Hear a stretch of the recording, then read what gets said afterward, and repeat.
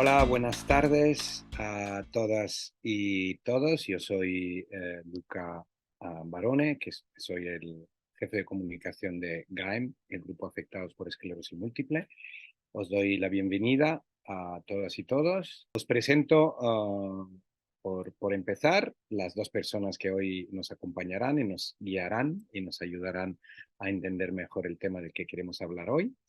Que son el José Manuel García Domínguez. Buenas tardes. Hola, buenas tardes, Luca. Desde el Hospital Gregorio, del Unidad de Esclerosis Múltiple del Hospital Gregorio Marañón de Madrid. Y Agna Egea, buenas tardes, Hola, buenas tardes, buena tarde.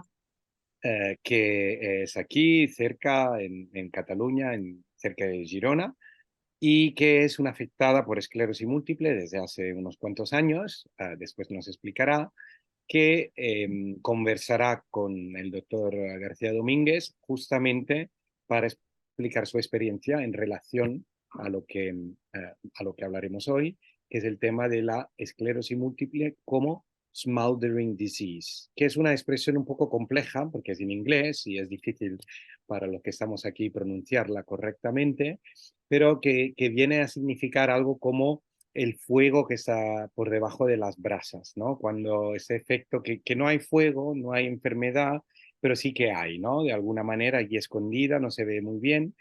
Y justamente sobre este tema, el doctor García Domínguez ahora nos ayudará un poco a entender qué quiere decir esto, a qué se debe y qué podemos hacer. Dejo la palabra y gracias. Muchas gracias, Luca. Voy a compartir.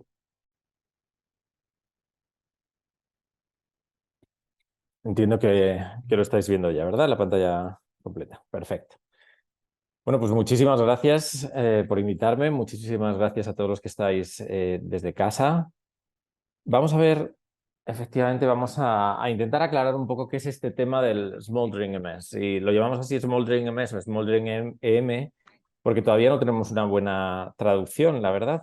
Es algo que estábamos discutiendo, sobre todo las personas de idiomas latinos. No tenemos una buena traducción, pero si hubiéramos que traducirlo, pues diríamos que es una especie de brasa, como decía Luca, ¿no? Y vamos a ver de qué estamos hablando cuando hablamos de esta brasa, este rescoldo de la esclerosis múltiple. Bueno, todos probablemente o muchos de vosotros habréis experimentado un brote de esclerosis múltiple, y un brote de esclerosis múltiple, cuando yo lo explico al paciente, yo siempre le digo que es como una inflamación muy grande en la que la casa está en llamas, ¿no? La analogía sería pues un incendio de estas características, ¿no? Y para los brotes de esclerosis múltiple, con los tratamientos que tenemos hasta ahora, los tratamientos inmunomoduladores o los tratamientos inmunosupresores que tenemos hoy en día, pues son muy eficaces en prevenir estos brotes, ¿no? Que antes eran muy frecuentes en la enfermedad y que hoy en día pues, se han convertido en algo mucho menos frecuente, afortunadamente. ¿Qué ha pasado cuando hemos controlado los brotes? Bueno, pues ha pasado que detrás de esos brotes estamos viendo fenómenos que antes no éramos capaces de ver porque estábamos muy centrados en control de los brotes, ¿no? Aquí os traigo, bueno, este es el ábside de la Catedral de Valencia, donde detrás de del yeso pues se encontraron estas pinturas, ¿no? Pues lo mismo nos ha pasado a nosotros en la esclerosis múltiple. Detrás de los brotes hemos empezado a ver una serie de fenómenos que es lo que constituye, ¿no? Que es una manifestación de esa EM smoldering que previamente intuíamos o previamente conocíamos, pero no éramos capaces de caracterizar igual de bien.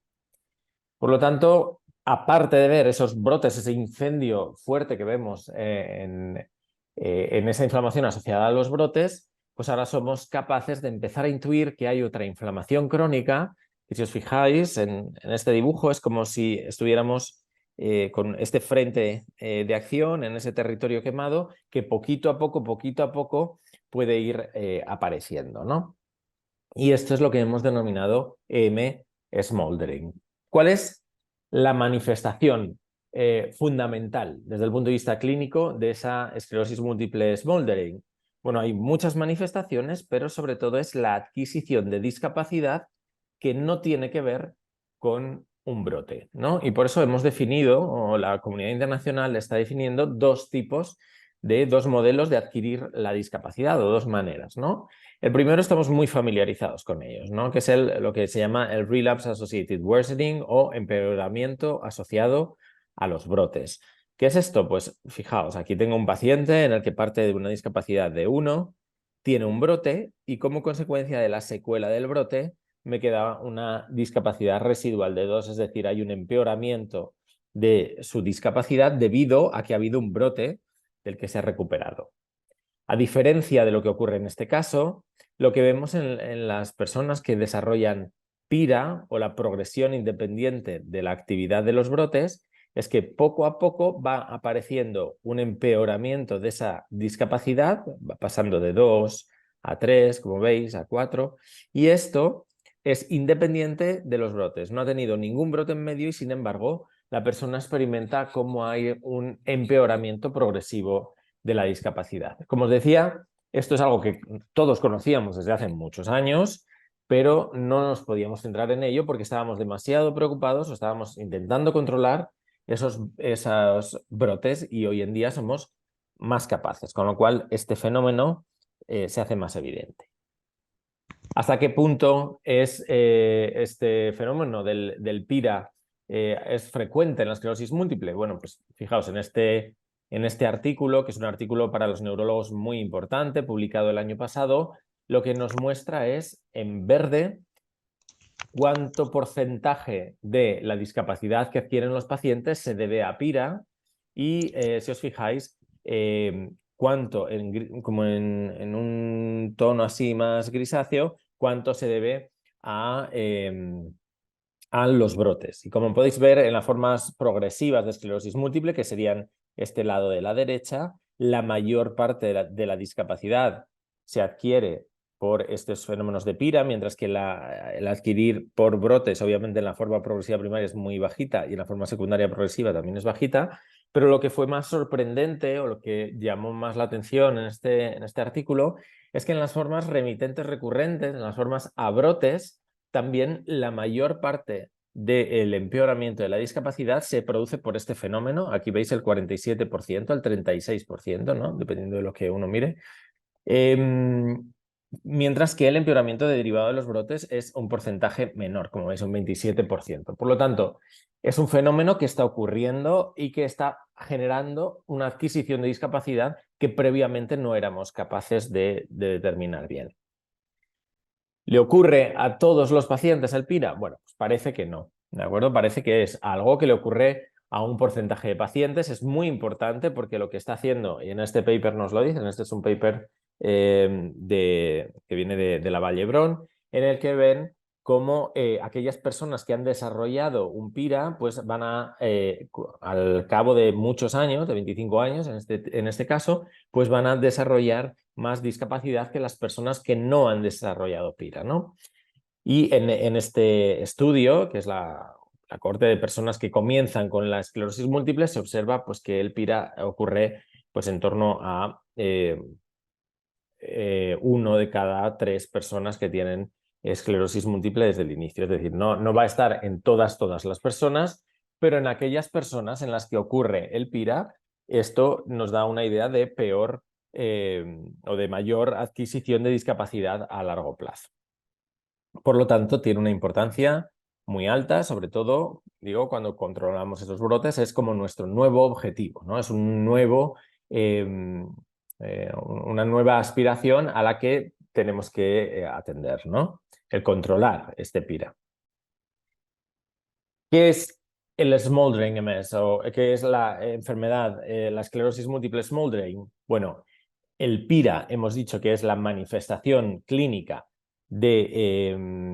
más frecuente, esa adquisición de EDSS, el aumento de la EDSS es la adquisición más frecuente asociada con esta enfermedad de smoldering, pero no es el único factor. Y aquí os traigo pues, una diapositiva en la que podéis ver cómo la M smoldering puede afectar a todas las funciones de la persona, ¿no? Tenemos pues desde funciones cognitivas, velocidad de procesamiento y memoria de aprendizaje. Como veis en este lado, podemos tener funciones genitourinarias, función intestinal, disfunción sexual. También podemos tener problemas motores, que esta parte sería el PIRA más bruto, digamos. Y luego otras cosas como la resistencia o la capacidad de trabajo, la velocidad del trabajo o la fatiga, que también podrían ser manifestaciones de esta esclerosis múltiple smoldering, ¿no? Por lo tanto, son unas manifestaciones muy diversas. Os he dicho que el principal efecto o el principal problema que puede producir esta esclerosis múltiple smoldering es esa inflamación no tan evidente como era en los brotes, sino una inflamación de menor nivel, de menor intensidad, pero hay otros mecanismos que también producen esta esclerosis múltiple smoldering. ¿Cuáles son esos mecanismos? Bueno, pues en un intento por definirlos, creamos este paper en el que se habla no solo de la activación del sistema inmune innato, ¿no? Que es una parte de mi sistema inmune, que es una parte más arcaica de ese sistema inmune, sobre el que no nos habíamos centrado del todo hasta ahora. El sistema inmune adaptativo, que este sí que nos estábamos centrando con los tratamientos que tenemos actualmente. Y luego hay otros mecanismos, pues por ejemplo, la edad. Simplemente por ser más mayores, pues vamos teniendo algunos mecanismos dentro de nuestro sistema nervioso que van haciendo que se puedan ir acumulando síntomas o como consecuencia de las lesiones que podemos tener en esclerosis múltiple, pues podemos tener déficits energéticos o problemas de desmineralización ya crónica que pueden dar otra serie de síntomas y o la pérdida de ejercicio, otra serie de cosas. Es decir, el fenómeno de la esclerosis múltiple smoldering no es solo esa inflamación de baja intensidad, sino que hay muchos otros factores que colaboran, pero obviamente sobre la edad no podemos actuar de momento, sobre los déficits energéticos no podemos actuar, pero sí podemos empezar a actuar o sí podemos centrarnos en esa inflamación de baja intensidad, que es parte importante de esta esclerosis múltiple smoldering. ¿Por qué creemos que esto ocurre, ¿no? ¿Por qué ahora nos hemos centrado en esa inflamación o cómo la podemos detectar? Bueno, pues pensamos que a consecuencia de algunos fenómenos inflamatorios hay una parte del sistema inmune que se queda compartimentalizado dentro del sistema nervioso, ¿no? Hay linfocitos que se quedan atrapados dentro del sistema nervioso. Estos linfocitos lo que van a hacer es estimular también a mi sistema inmune innato que está dentro del sistema nervioso y por lo tanto se genera ahí un mecanismo de daño que está dentro del sistema nervioso y al que es difícil acceder con los tratamientos que tenemos actualmente, ¿no? ¿Por qué pongo esta foto aquí? Pues porque, bueno, me recuerda, esto es la historia del sitio de Amberes. En el sitio de Amberes había un destacamento de las tropas españolas en Flandes que estaban retenidos dentro de lo que era la ciudad de Amberes y estaban muy quietos ahí esperando porque, claro, estaban rodeados de los ciudadanos de Amberes y por lo tanto no podían salir de ese destacamento y cuando llega el ejército allí a la batalla de Flandes, los que estaban dentro del destacamento ya se sienten fuertes y entonces salen y se produce un asedio importante a Amberes, de tal manera que esto de fuera, el ejército que viene de fuera, sería esa activación periférica que da lugar a los brotes que somos mejor capaces de prevenir, somos muy buenos o somos cada vez mejores en evitar que llegue el ejército hacia mi sistema nervioso central, pero lo que no somos tan buenos es en destruir ese destacamento que está ya dentro y que en un momento dado puede activarse y puede generar daño dentro del sistema nervioso. ¿De acuerdo? O sea que habría como dos componentes, un componente periférico y un componente central. Si al inicio de la enfermedad somos capaces de bloquear esa llegada del ejército, por así decir, al sistema nervioso, pues vemos que los resultados son mejores a largo plazo. Pero una vez que está dentro ese sistema del sistema nervioso, una vez que ya el ejército está dentro, hay esos fenómenos que se producen dentro del sistema nervioso son más difíciles de acceder. ¿Qué es lo que ocurre dentro del sistema nervioso? Pues yo os decía, el sistema inmune innato. ¿Qué es el sistema inmune innato? Pues el sistema inmune innato está básicamente constituido por macrófagos en la periferia, es decir, en todo mi cuerpo, en todo mi organismo, pero en el sistema nervioso central los macrófagos están sustituidos por una célula que se llama microglía y que también se encarga de la vigilancia inmunológica dentro de mi sistema nervioso, ¿no? Esta microglía, como podéis ver, está en intensa contacto con las neuronas y con otras células del sistema nervioso, como pueden ser los astrocitos, ¿no? Cuando yo tengo una placa activa de desmielinización, cuando se ha producido una llegada del ejército invasor, por así decir, al sistema nervioso, lo que me encuentro es una mancha, como lo que veis aquí abajo. Esto es una tinción en la que todo lo oscuro son macrófagos y microglía activados, que es lo que veis aquí, los macrófagos y microglía, y vemos una mancha que es homogénea, ¿de acuerdo? Aquí abajo. Sin embargo, cuando se va el ejército y me queda un ejército, un destacamento que está metido dentro del sistema nervioso, lo que me queda es este tipo de estructura. Es una estructura anular, en la que el centro sería una placa en la que ya se ha destruido la mielina y ahí básicamente no hay inflamación, hay muy poquita inflamación, pero toda la inflamación se restringe al borde de esa lesión que tengo yo en el cerebro, ¿no? Esa lesión del cerebro con el borde de microglía activada es lo que nos define una lesión que se llama lesión crónica activa. Y estas lesiones crónicas activas se ha visto que son responsables de esa inflamación. Acordaos de la imagen que os mostraba antes de ese campo quemado en el que el bordecito es el incendio que va creciendo, pues esto mismo sería esa inflamación que va creciendo, sería esa lesión crónica activa y ahí fundamentalmente tendríamos células como la microglía, ¿no? Aquí en este esquema podéis ver, esa es la placa activa. Una vez que la placa activa evoluciona, algunas de ellas, muchas, se va la inflamación y ya está, pero en algunas de ellas se crea este bordecito con esa microglía activada fundamentalmente, que es lo que está haciendo que la lesión se pueda expandir con el paso del tiempo. ¿Cómo podemos detectar nosotros la enfermedad Smoldering en las personas que tienen esclerosis múltiple? Bueno, a mí me gusta especialmente este esquema. Este esquema establece o presenta la esclerosis múltiple como una piscina. En esa piscina hay un nivel del agua y en este nivel del agua sería mi reserva funcional, ¿vale? Es decir, la compensación que yo hago. Y lo que está ocurriendo en mi piscina es que de vez en cuando aparecen estas imágenes inflamatorias más intensas, ¿no? Y en función de dónde esté la lesión, pues pueden ir apareciendo más o menos síntomas, como podéis ver aquí, ¿no? Cada vez que está por encima del nivel del agua, yo detectaría un síntoma. En la enfermedad Smoldering, lo que tendríamos sería esta bajada. Como veis, está bajando el nivel del agua, ¿de acuerdo? Y al bajar el nivel del agua se produce que aparezcan síntomas que antes no eran tan evidentes como cuando yo tenía un nivel de agua más alto. ¿De acuerdo? Esto es importante porque cuando yo quiero detectar la enfermedad Smoldering o cuando quiero detectar esa progresión precoz o esos síntomas que van empeorando precozmente, tengo que ir un poco más allá, tengo que preguntar a la persona con esclerosis múltiple si estoy teniendo algún dato que, aunque yo no sea capaz de percibirlo en la consulta, vosotros como personas afectadas sí que lo detectéis, ¿de acuerdo? Entonces hay que ir un poco más allá de las preguntas habituales de pues, caminas más de 500 metros y demás, ¿no? Hay que intentar bucear un poco a encontrar síntomas que vayan apareciendo y que sean indicativo de que algo no está estable dentro de la enfermedad.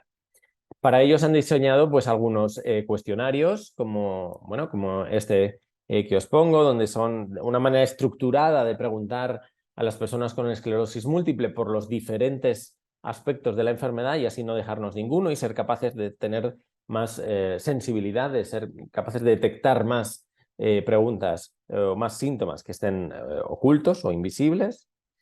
Y claramente una mejor manera de detectar esa progresión silente es añadiendo a la exploración neurológica algunos otros test. Fijaos, en la exploración neurológica habitual en la consulta es la EDSS. Me imagino que todos o la mayoría de vosotros conoceréis la EDSS, que son estas pruebas que os hacemos en la camilla, pues de levantar los brazos y demás. pero si añadimos 2 test adicionales a esta EDSS, somos capaces de detectar más personas que están empeorando pese a que no detectamos ningún cambio en la EDSS, ¿no? ¿Qué pruebas son? Pues una es el test de los 9 palitos, que muchos de vosotros habréis hecho. Es un test que consiste en poner y quitar palitos en los agujeros que están aquí definidos. Y el test de los 25 pies, que es una distancia caminando con un cronómetro. Esto parecen 2 test muy sencillos, muy simples, pero con la combinación de estos 2 test junto con la exploración de la EDSS, somos capaces de detectar hasta un 30-40% más de personas que están empeorando su discapacidad y que nosotros no nos dábamos cuenta porque solo estábamos haciendo la EDSS. Más allá de estos test, el 25 pies y el test de los 9 palitos, pues también la cognición, los test cognitivos, es otro aspecto que me permiten detectar esta esclerosis múltiple smoldering. En este artículo que os traigo, lo que hacen es, esto sería la consulta normal, en el que cada línea es un sistema funcional, es decir, es una parte a la que afecta la esclerosis múltiple. Y si os fijáis en negro, serían los test cognitivos. Cuando se hacen test cognitivos correctos, lo que ocurre es que aparece una banda negra, como estáis viendo aquí, que significa que estas personas que no se les había hecho los test correctos, pues habrá algunas de ellas que claramente han empeorado su discapacidad porque ahora somos capaces de visualizarlo. Es decir, la cognición también es otro test que nos permite evaluar de forma global la función del cerebro y por lo tanto nos permite también evaluar si hay un empeoramiento en relación con ese smoldering. ¿Qué ocurre? Pues que hay personas que parten, no todo el mundo parte del mismo nivel cognitivo y cuando hacemos test cognitivos, a veces lo que ocurre es que vosotros os quejáis mucho de síntomas cognitivos, os hacemos los test y os decimos, mira, estás normal. Y nos decís, pues yo no me noto normal. ¿Por qué puede ocurrir esto? Pues esto puede ocurrir porque cada persona parte de un punto de inicio diferente y por eso es importante tener también una valoración cognitiva al inicio de la enfermedad, ¿vale? Si yo parto, imaginaos que soy esta flecha amarilla, si yo parto de aquí, los test cognitivos detectan que hay un problema cuando cruzo esta línea, ¿de acuerdo? Pues si yo me deterioro esto, a mí los test cognitivos me van a decir que estoy peor cognitivamente y por lo tanto me van a hacer un diagnóstico de deterioro cognitivo, pero ahora imaginaos que yo parto de un nivel muy superior a la media, como le ocurre a esta persona. Si yo parto de un nivel muy superior a la media y me deterioro más que incluso la flecha amarilla, los test cognitivos van a seguir diciendo que yo estoy bien para mi edad y mi grupo. Por eso nosotros siempre somos muy partidarios de tener una valoración cognitiva basal importante o extensa para saber si luego hay un deterioro o no y ser capaces de detectar esa esclerosis múltiple smoldering de la que estamos hablando hoy.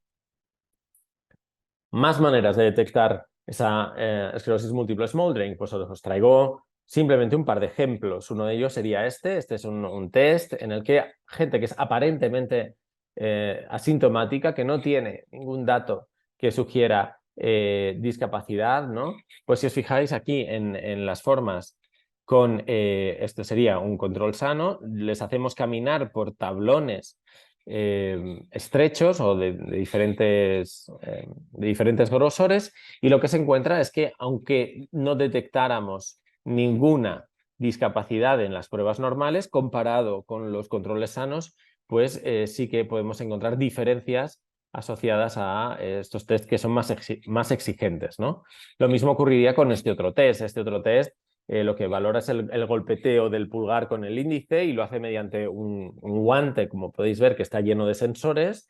Y lo que se observa es que aunque tengamos una persona que no tiene ningún síntoma de la enfermedad, que eso es lo que define al síndrome radiológico aislado, pues observamos como en los controles sanos esa velocidad de golpeteo es mayor que en las personas que ya tienen lesiones desmielinizantes, ¿no? Por lo tanto, si somos lo suficientemente precisos, somos capaces de detectar ciertas alteraciones que de otra manera no se veían, ¿no? Esto es obviamente un entorno experimental y esto no se puede trasladar a nuestro día a día en la clínica, ¿no? Pero lo que sí que está empezando a llegar a la clínica pues son los dispositivos portátiles, ¿no? Que también se llaman wearables. Dentro de los dispositivos portátiles, básicamente, pues son cualquier cosa que yo me pongo encima y la llevo, como pueden ser los relojes, es lo más frecuente, pero también bandas en el pecho o algunos otros dispositivos que van acoplados, pues fijaos, con acelerómetros, giroscopio, con monitores de temperatura, actigrafía, o sea, una serie de sensores que mandan muchos datos y se está trabajando actualmente y muy activamente en inteligencia artificial para intentar detectar cambios sutiles mediante este tipo de herramientas que no se pueden detectar en el día a día de nuestra consulta. Además, los dispositivos portátiles permiten la monitorización durante todo el tiempo, todo el año, y no solo en las visitas que venís a vernos y que por lo tanto solo nos muestran una foto en un momento dado muy corto, ¿no? ¿Qué puedo hacer yo para mejorar mi esclerosis múltiple smoldering? Bueno, pues os recuerdo que la esclerosis múltiple smoldering es en parte inflamación, pero hay muchas otras cosas que no son inflamación y sobre las que yo sí que puedo actuar, ¿no?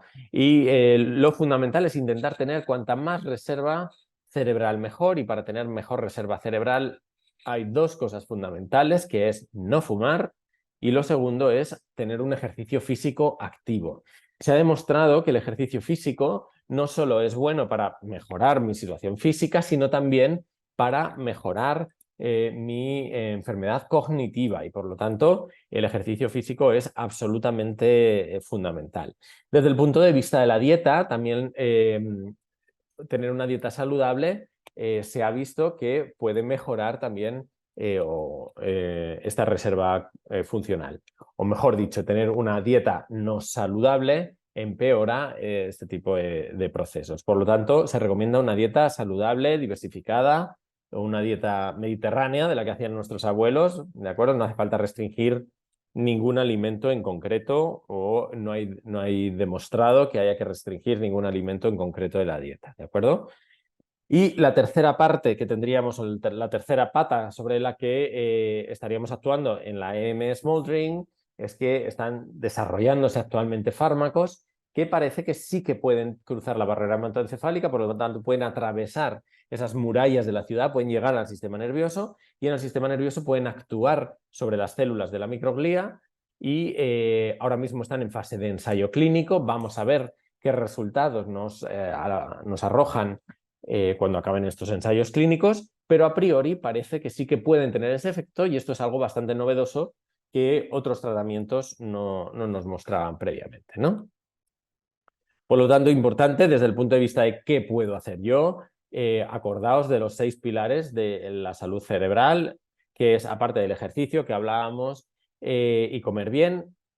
Es importante el tener hábitos de sueño saludables, es importante tener una actividad social, porque la actividad social también me permite tener una mayor reserva cognitiva, y estar estimulado desde el punto de vista del cerebro, y luego manejar el estrés, o ver cómo podemos disminuir nuestro nivel de estrés. Disminuir el nivel de estrés, yo siempre digo, no se trata de tener una vida menos estresada, sino se trata de gestionar mejor lo que yo hago con mi vida, ¿no? Es decir, tengo que llevar una vida normal, tenga o no tenga esclerosis múltiple, tenga o no tenga esclerosis múltiple smoldering. Lo que tengo que hacer es saber cómo gestionar este estrés.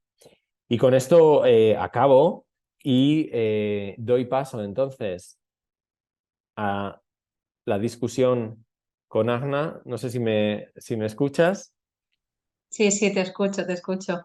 Sí, gracias José Manuel García Domínguez, lo recuerdo de la unidad de esclerosis múltiple del Hospital Gregorio Marañón.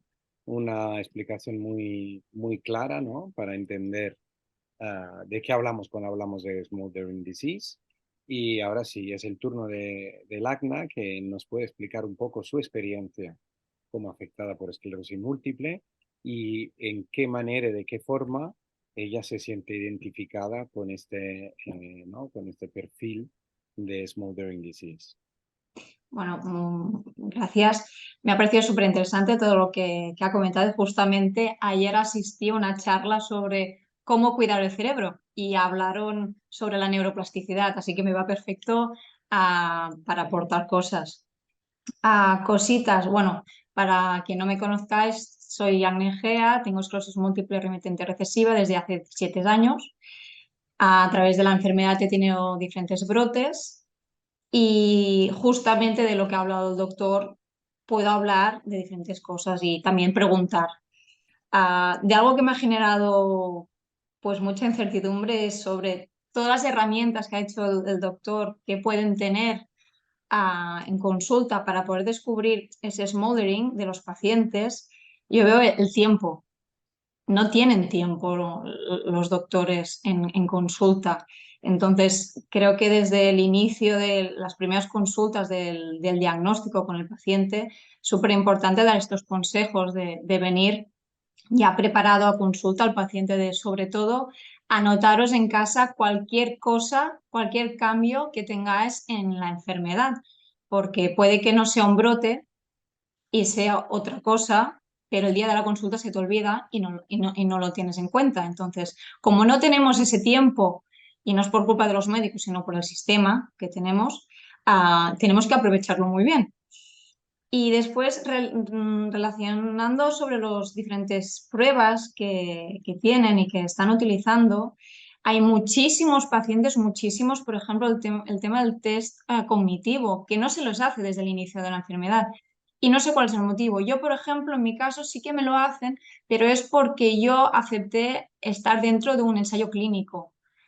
Si no lo hubiera aceptado, no habría este acompañamiento sobre cómo está mi salud cognitiva. Entonces, también es consultar de realmente, se lo hacen a otros pacientes, porque yo conozco a otros pacientes y que no. Si no hay ese deterioro y es el paciente dice, me estoy notando alguna cosa, entonces vamos a hacer el test. Pero a priori, creo que poquísima gente se lo hace. Yo creo que también es por el tiempo y porque no hay infraestructuras. Y después aportar cositas de, bueno, de afirmar. Dime. Quizá le dejamos un momento a José Manuel la posibilidad de contestar esa primera Sí, parte, sí, sí, sí, mejor. que el discurso fluye un poco más. José Muchas Manuel. gracias. Yo estoy totalmente de acuerdo contigo, Agna, que es súper importante que vosotros vengáis un poco con los deberes hechos de casa. Es Sí, decir, es muy importante que uno se interrogue, sobre todo desde el punto de vista de la funcionalidad. ¿Qué cosas cambian, han ido cambiando en mi día a día? ¿No? Pues por ejemplo, manifestaciones de la esclerosis múltiple smoldering que hemos oído, o que he oído en consulta. Pues mira, yo antes podía caminar 5 horas por el monte y ahora son 3 horas. ¿No? Esto jamás lo vamos a detectar con una prueba en consulta, pero es algo que vosotros sí notáis y esto es importante que nos lo digáis. Otra manifestación, pues yo antes, por ejemplo, me comentaba una paciente, pues mira, es que me doy cuenta de que antes jugando al pádel yo no tenía ni que pensar nada y ahora como que cuando viene la pelota tengo que pensar más dónde voy para darle a la pelota. Son sutilezas que son evidentes en el día a día o que podéis notar en el día a día y que esto es muy, muy, muy importante que como dices, lo guardéis, lo anotéis y que nos lo contéis en la consulta, ¿no? sí. Pues sobre todo si el doctor no da este consejo, el paciente, la mayoría, pues no lo tiene en cuenta, no sabe que es importante anotarse estas cositas. No, totalmente. Es importante también decir que hay veces, es decir, todos en el día a día, podemos notar fluctuaciones que no tienen por qué ser una manifestación de la esclerosis múltiple smoldering. Esto también es importante, es decir, que no cada cosa que me pase tengo que pensar que es que mi inflamación dentro del sistema nervioso me está provocando esto, ¿no? Pero sí que es importante que veamos si imagínate, un día estoy más cansado, voy a la montaña y no puedo andar esas 5 horas, pero a lo mejor dentro de 2 semanas sí, porque ya he descansado, no tengo tanto estrés en el trabajo, yo qué sé. Hay un montón de factores, ¿no? Entonces, es importante saber que hay algunos síntomas que pueden confundir una cosa con la otra, pero el primer punto, primer paso, como dices, es el detectarlo y el anotarlo, ¿no?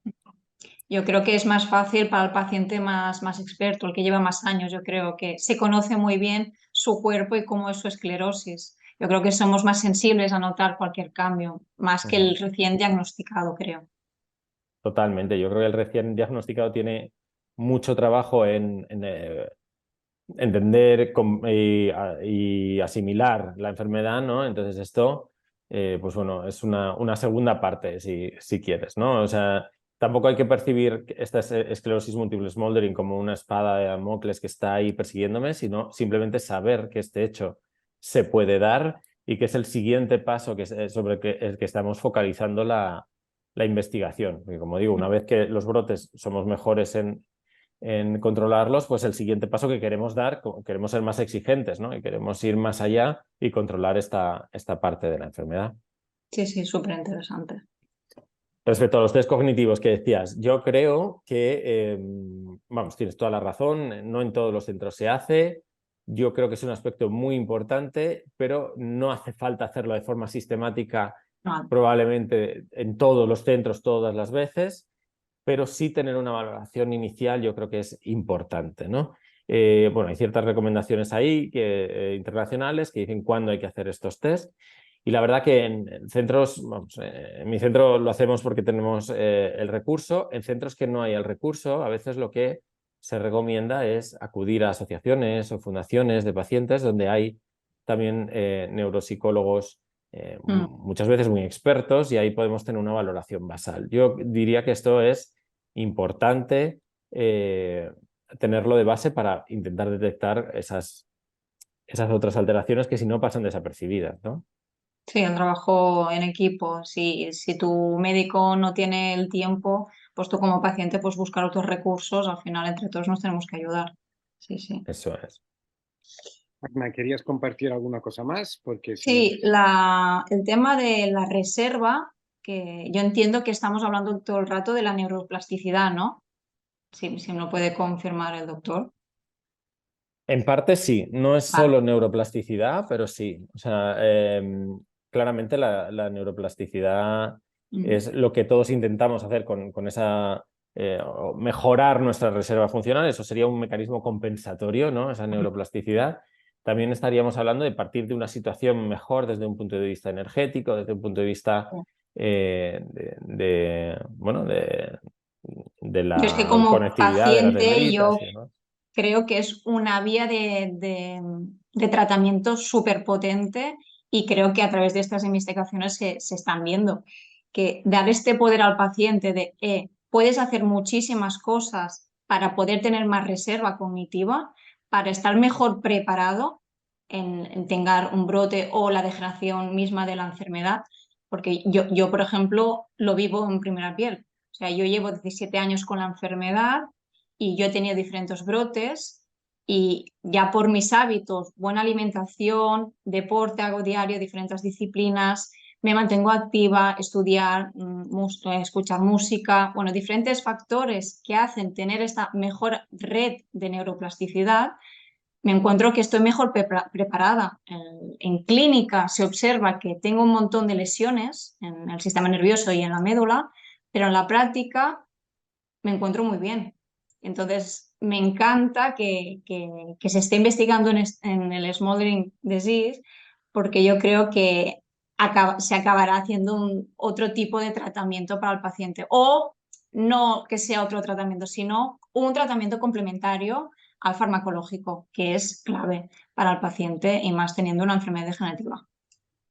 Y el cerebro también funciona como múltiples redes que entre ellas se interrelacionan, ¿no? Entonces, unas redes cuando tengo una lesión o lo que sea, se compensan con otras Mm. redes y no necesariamente tienen, es decir, no, si es la mano que no noto bien, no tiene necesariamente que ser la red de la sensibilidad de la mano la que compensa, sino que a lo mejor viene en ayuda pues la red del lenguaje, por ejemplo, por Sí. decir algo, ¿no? Entonces, toda esa plasticidad que se manifiesta con esa actividad de redes es tremendamente importante, es tremendamente rica Mm. y sí, ahí hay una vía importantísima de mejora y de entrenamiento. Sí, sí. Yo, si estáis de acuerdo, leería un Ujú. par de comentarios que que nos han llegado.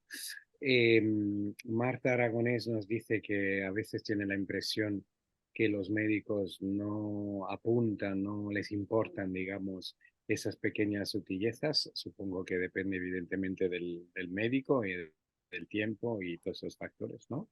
Patricia Castro dice que es argentina, dice que tuvo el primer brote en el 96, pero el diagnóstico solo en 2009, remitente recurrente sin brotes. Desde algunos meses fatiga crónica severa, control app para los pasos diarios. Hoy siente descargas pequeñas eléctricas esperando el turno de resonancia. En el Hospital Público de Argentina hace todos los tests. Mis dos neurólogos me dedican mucho tiempo. Un poco comparte su experiencia, ¿no?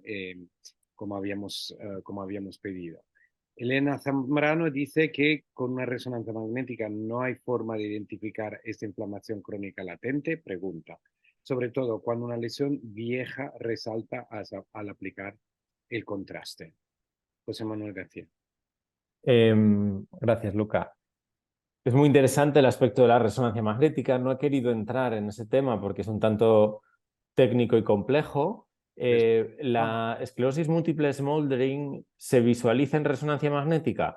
Estamos aprendiendo a visualizarlo en resonancia magnética, pero no se visualiza con los parámetros habituales que visualizábamos esa patología inflamatoria periférica más evidente, ¿no? No vale el gadolinio para ver este tipo de inflamación, sino que son otras secuencias, otra manera de tomar las imágenes y un análisis de otro tipo de lesiones, ¿no? Básicamente son lesiones que crecen lentamente. ¿Os acordáis de la lesión con el borde de esa microglía? Eso va extendiendo, ¿no? Como la foto que os ponía del incendio así que se va ampliando, ¿no? Esas lesiones se llaman lesiones de expansión lenta y esto hay unas técnicas radiológicas para verlo. Otras lesiones son las lesiones de borde paramagnético que intentan ver justo ese bordecito de microglía y por último está la atrofia cerebral. La atrofia cerebral también es una manifestación de esa enfermedad smoldering que tiene, como digo, muchos componentes. Tenemos también una de sus pacientes, Belén Rubio, que dice de José Manuel García que tiene la suerte de tenerlo como neurólogo y que le cuida muchísimo y cuida muchísimo todos sus pequeños apuntes, ¿no? Igual que decíamos antes, lo importante que es tomar nota de esto.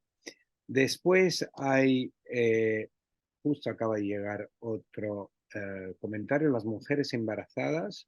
En nuestra entidad hemos controlado que últimamente están teniendo más control respecto de la esclerosis múltiple y el embarazo, y aún así están con brotes más flojos y de menos intensidad, pero aún así con brotes de carácter sensitivo.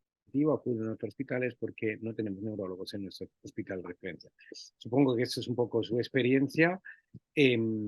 Quizá podríamos hacer hincapié bien de cómo distinguimos el smoldering disease de una esclerosis múltiple, digamos, más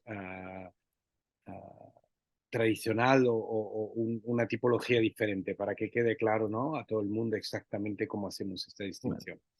Este concepto de smoldering M lo que está intentando es cambiar cómo definimos nosotros a la esclerosis múltiple, ¿de acuerdo? Porque hasta ahora se ha hablado de una esclerosis múltiple remitente recurrente, de una esclerosis múltiple progresiva secundaria, de una esclerosis múltiple primaria progresiva, ¿no? En función de cómo evoluciona, ¿no? Y se asumía que si eres remitente recurrente, entre los brotes no pasa nada. Y se asumía que si eres una forma progresiva secundaria, va una progresión muy evidente y entre medias puede haber brotes, ¿no? Hoy en día, con todos estos conceptos, pues lo que estamos es dándole una vuelta, ¿no? Y se ve que esos pequeños, no es que los fenómenos de empeoramiento de la discapacidad no ocurran en las personas con forma remitente recurrente, así os decía, casi el 50% lo pueden tener, sino que no lo estábamos midiendo de forma correcta. Entonces, ¿qué es un brote? Yo siempre digo, un brote es algo tremendamente evidente que algo no va bien y me dura más de 24 horas, pero es una inflamación, imaginaos que es, yo me caigo de la bici y tengo una inflamación en el codo. Eso tarda un tiempo en subir, ¿no? Yo me he dado el golpe, luego me aparece el golpe como tal, el inflamado, y luego tarda en irse unas semanas o lo que sea. Pues la agresión al sistema nervioso central en brote va a ser así, es decir, voy a tardar generalmente 2-3 días en que se ponga toda la inflamación y luego esto se va a ir yendo poco a poco. La otra manifestación, que es la manifestación del EM smoldering, es lo que comentábamos. Pues yo veo que poco a poco, yo antes subía tramos de escaleras pues hasta el 7º y muy bien y no tengo problemas, y ahora veo que cuando voy por el 5º piso, la punta del pie pues me cuesta más subirla porque hago peor el juego del pie, por ejemplo. Y esto no es algo que me ocurre un día, sino es algo que he ido notando progresivamente a lo largo de meses o a lo largo de años, ¿no? O yo salgo con los perros y antes daba, no sé, un paseo mucho más largo y ahora me doy cuenta de que he restringido un poquito la distancia de la marcha, ¿no? Sobre todo son cosas de funcionalidad del día a día. Gracias. Creo que queda bastante claro. Creo que Alfonso Freitas quiere hacer una pregunta porque tiene la mano levantada. No sé si quiere hablar. Sí, buenas tardes a todos. Voy a intentar hablar no mejor español, porque soy de Portugal, pero que no hablo muy bien español. Quería hacer una pregunta. Eu tenho esclerose múltiple há 15 anos e só tive brote desde mi diagnóstico. Minha pergunta é o último brote foi há 10 anos e tenho problemas de depressão e ansiedade. Mi pregunta es, ¿no puede ser una manifestación de smoldering disease la ansiedad la ansiedad y la depresión y ansiedad en la esclerosis múltiple? Porque en mi caso la depresión y ansiedad no tienen causas psicológicas porque siempre lidé bien con la esclerosis múltiple y no fue una causa psicológica por decir, ¿entiendes? Fueron causas, yo entiendo que fueron causas biológicas de la doença, de la no sé, La enfermedad, sí. de la enfermedad, exacto. Gracias. Se entiende muy bien la pregunta, gracias. Sí. Pues es una pregunta tremendamente interesante, Alfonso, pero me temo que no tengo una respuesta correcta. Y te digo, o no existe una respuesta todavía a día de hoy. ¿Por qué? En las personas que tienen esclerosis múltiple o en las personas que padecen esclerosis múltiple, es más frecuente tener patología psiquiátrica de todo tipo, ansiedad, depresión, trastornos psicóticos, o sea, es más frecuente. Hay más evidencia de que hay trastornos psicóticos que sí que pueden estar asociados a lesiones de esclerosis múltiple, pero se sospecha que también parte del trastorno del ánimo puede tener una base biológica en relación con esas lesiones, pero no es algo que esté totalmente demostrado. ¿Por qué? Porque en la esclerosis múltiple también es una enfermedad crónica y las enfermedades crónicas, por definición, tienen un aumento del riesgo de tener trastornos del ánimo, distimia o tener trastornos de ansiedad, ¿no? Entonces, probablemente haya varios componentes ahí. ¿Es una manifestación buena o es una forma buena de detectar el smoldering MS? Probablemente no. ¿Por qué? Pues porque es difícil cuantificar la progresión del fenómeno del trastorno distímico. Es decir, no podemos medir eso como podemos medir qué distancia caminas, cómo son tus test cognitivos u otra serie de cosas. En ese aspecto, pues sería muy difícil de detectar esa esclerosis múltiple smoldering mediante test de ansiedad o de depresión. Pero que estén relacionados, probablemente sí, todavía no tenemos esa respuesta del todo. Gracias porque... Muchas gracias. que la pregunta es ¿Puedo interesante. aportar yo algo? Sí, Agna, adelante. Que en su caso, por ejemplo, estaría bien, creo haber entendido que si no ha tenido nada en su vida que le haya provocado esta depresión y ansiedad, pues en este caso sí que podía ser fácil de analizar, ¿no?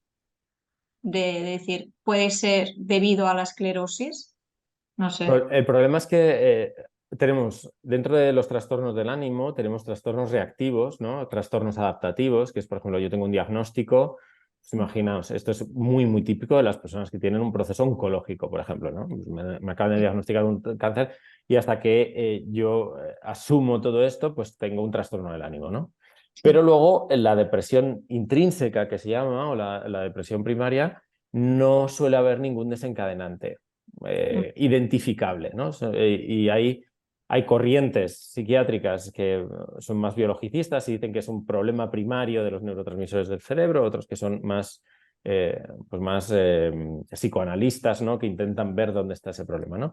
Pero eso es un amplio debate de la psiquiatría en general y el hecho de no tener un desencadenante no significa que necesariamente tenga que ser en relación con la esclerosis múltiple en este caso. Bueno, yo compartiría un par de mensajes que nos han llegado. Hay una pregunta de Karina que dice, en resonancia no hay actividad analítica, neurofilamentos un poco elevados, con esclerosis desde el año 2000, empeorando mucho desde el 2020. Me dicen que ella ha pasado a progresiva, puede ser smoldering, cuido mucho alimentación y me muevo lo que el cuerpo me permite, cada vez es menos. ¿Hay manera de frenarlo?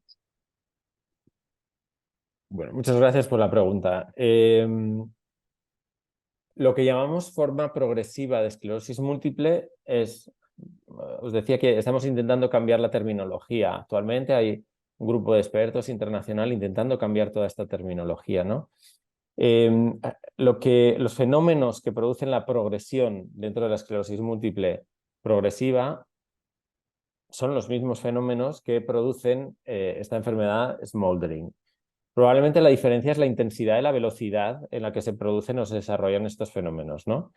Y a día de hoy, como os decía, las mejores herramientas que tenemos son, por un lado, intentar al inicio de la enfermedad, muy al inicio de la enfermedad, intentar controlar que lleguen esos mecanismos periféricos a quedarse compartimentalizados en el sistema nervioso central. Segundo, si detectamos que aparecen, utilizar las terapias más potentes que tengamos para intentar llegar hasta ese sistema nervioso. Y luego ya todos esos mecanismos que hablábamos de, por un lado, ensayos clínicos con nuevas moléculas para intentar llegar a esa inflamación compartimentalizada, todo lo que hablábamos de la salud cerebral, ¿no? De la neuroplasticidad, del ejercicio físico, el manejo sintomático también, ¿no?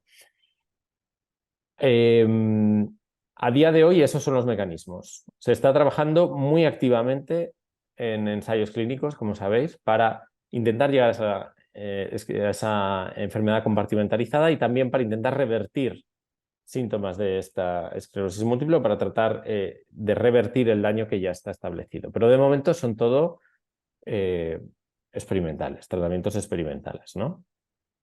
Me gustaría añadir una cosa, ha dicho sobre los neurofilamentos, esto es muy interesante.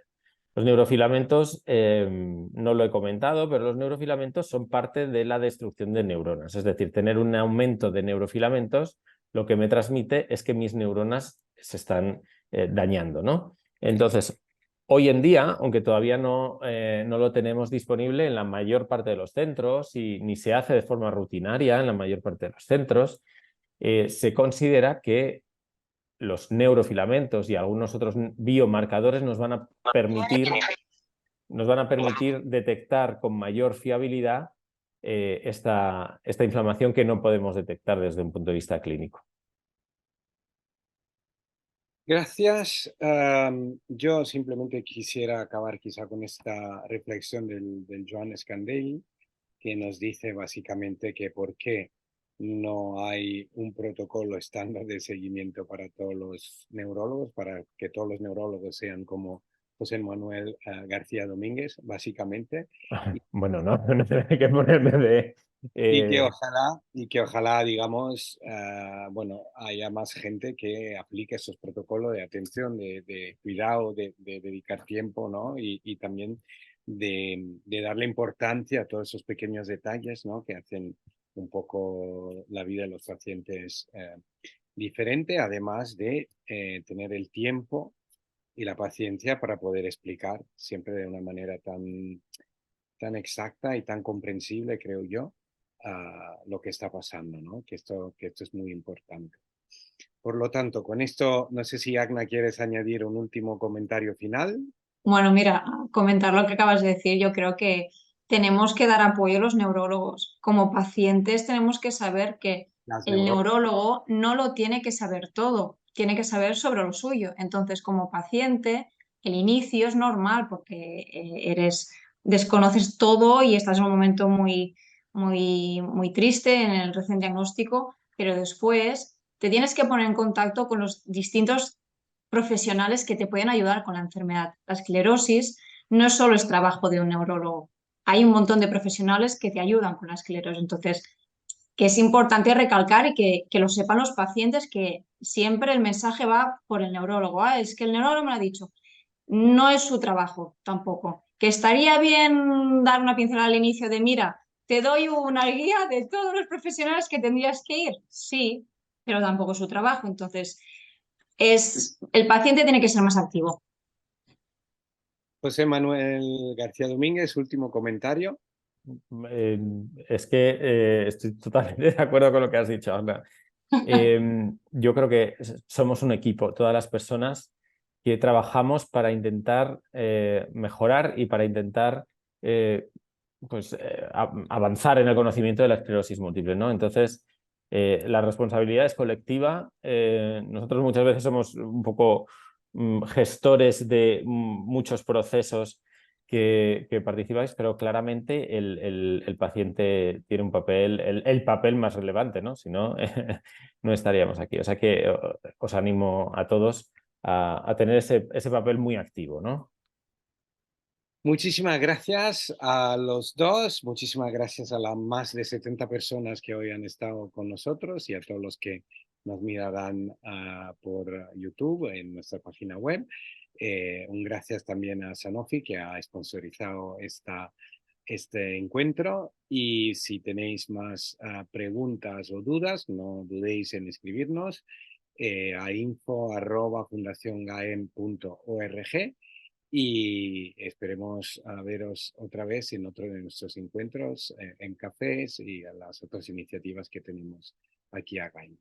Que tengáis unas buenas tardes todos y todas. Buenas tardes. Buenas tardes.